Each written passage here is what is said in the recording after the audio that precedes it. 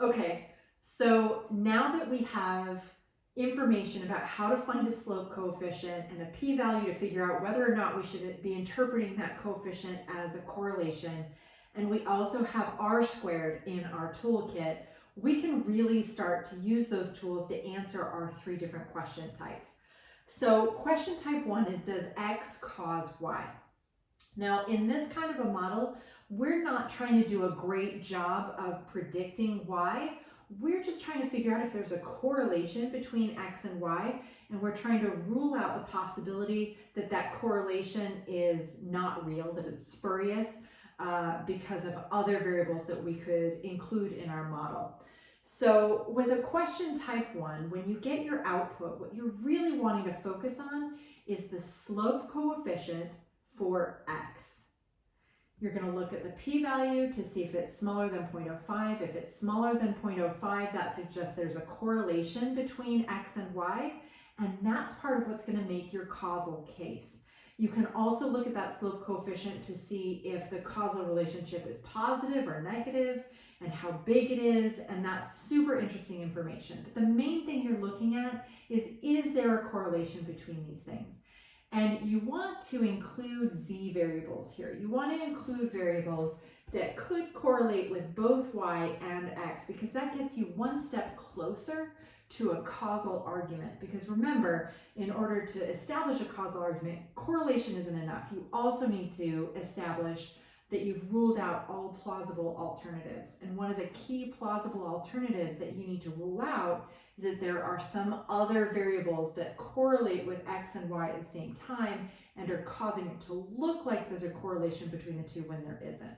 So you're going to run a model where y is the dependent variable, x is the independent variable, and you're going to include some meaningful control variables. When you get the results, you're going to look at the slope coefficient and p-value for x, and that's going to give you your answer. That's it for question type 1.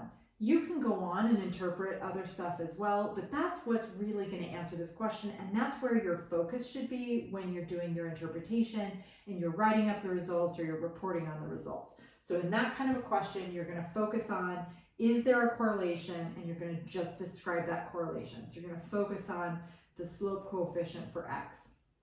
Okay, question type 2, super similar, okay? All the same stuff applies, except now you're also going to compare your multiple x's. Maybe it's 2 x's, maybe it's 3 or 4 x's, but you're going to compare across those slope coefficients. And you're going to look to see which ones are bigger and which ones are smaller.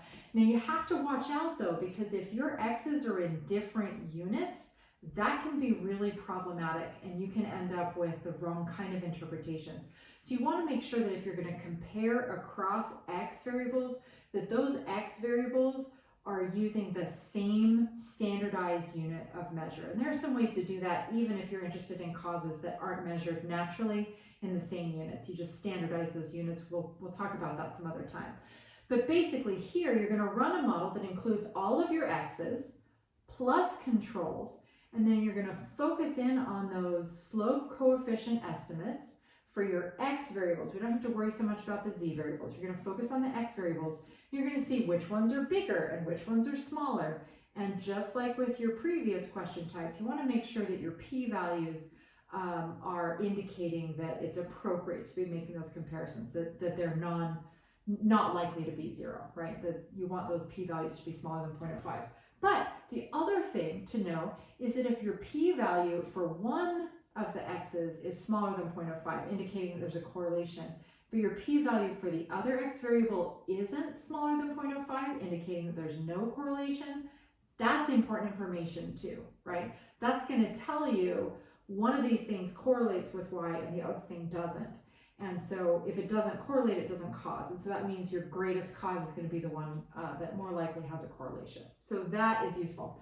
You can also use the r squared in this kind of question type, but not necessarily when you've run your full model. The way you would use an r squared in question type 2 is you're going to run simple regressions or regressions that include only one of the x variables and a set of z variables that's the same from model to model.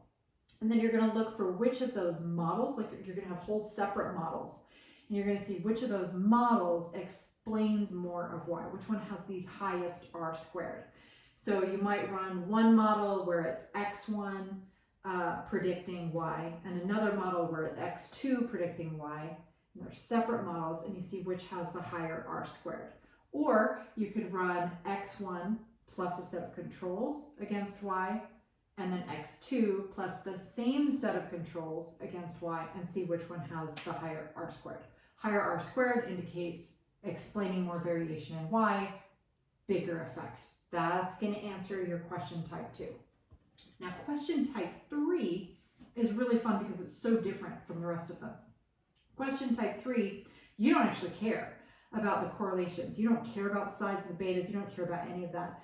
The only reason you would want to pay attention to that is because if you have a bunch of variables in your model that don't actually correlate with the outcome, chances are they're not going to give you a lot of explanatory power. They're not going to do a good job of predicting y because they don't correlate, right? So if you have p-values that are bigger than 0.05, indicating no correlation, you probably want to just go ahead and drop those from this kind of model, although not always. Sometimes you want them there for other reasons too. So that's not a hard and fast rule, just something to think about as you move forward.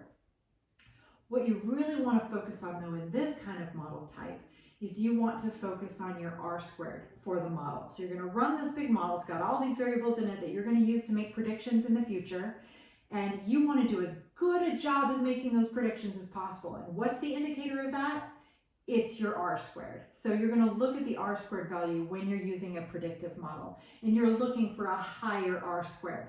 In the previous models, that wasn't the goal. The goal was just to look at to zoom in on the relationship between x or a set of x variables and y.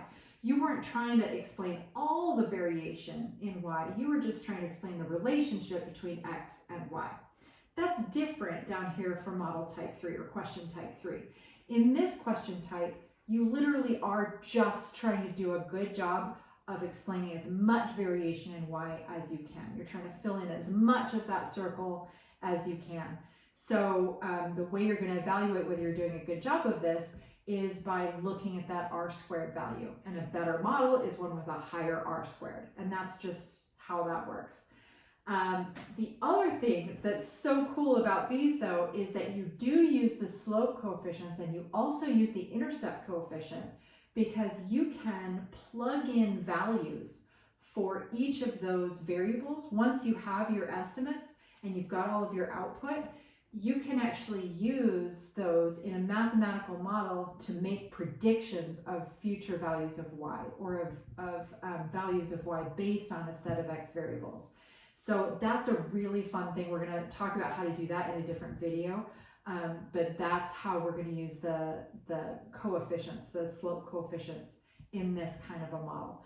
So hopefully you've seen that, like, even though we're running the same kind of regression, we're using the same kind of tools with the same kind of output, the question we ask is really going to shape where our focus is on the results.